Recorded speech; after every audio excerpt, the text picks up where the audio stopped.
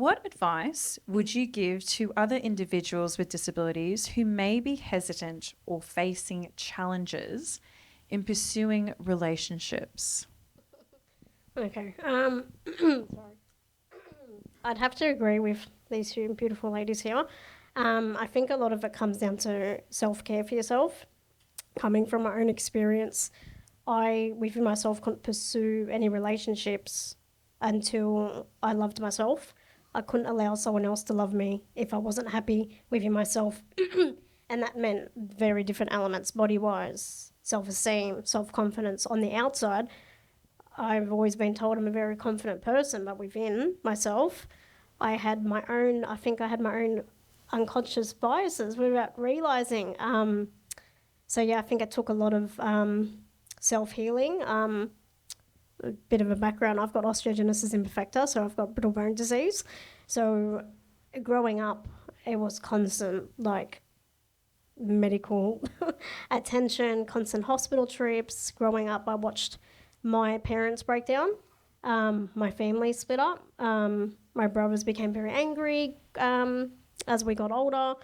So I think I put a lot of guilt on myself, thinking, okay, this is all my fault. I'm not worthy. I broke my family up. So there was a lot of what's the word? A lot of thoughts going through my head at a young age. And it obviously develops as you get older. You start understanding a little bit more. So I think trauma is a massive part in mental health. It takes a toll on you. And it's so easy. We can think of something negative. We can have a good day. And then when we have a bad day, it just overpowers.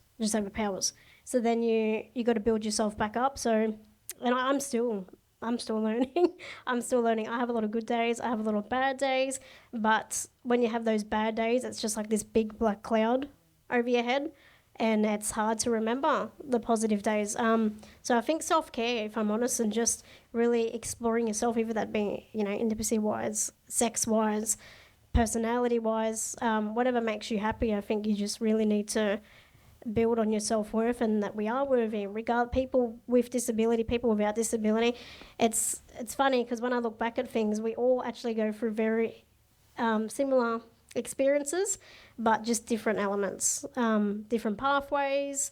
Either, like I said, a person with a disability, a person without a disability, we all go through life challenges, and everyone's pretty similar in their own ways, and we just don't realise. Culture, disability, gender, sex, you name it, we're all pretty similar. And it's sad that sometimes society doesn't see that. And we found within ourselves a lot of the time we don't see that either. But definitely, I think self-care and just really recognising that trauma and just reflecting on it. Sometimes it's really hard to reflect on it.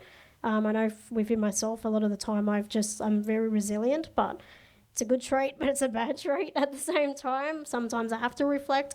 I have to remind myself that, what I've been through, where I've come from, because as much as it helps me get through the bad days, it's good to it's just good to reflect on it, because it's just that reminder of where you've come from, and it kind of gives me that fire in my belly to keep pushing through. So yeah.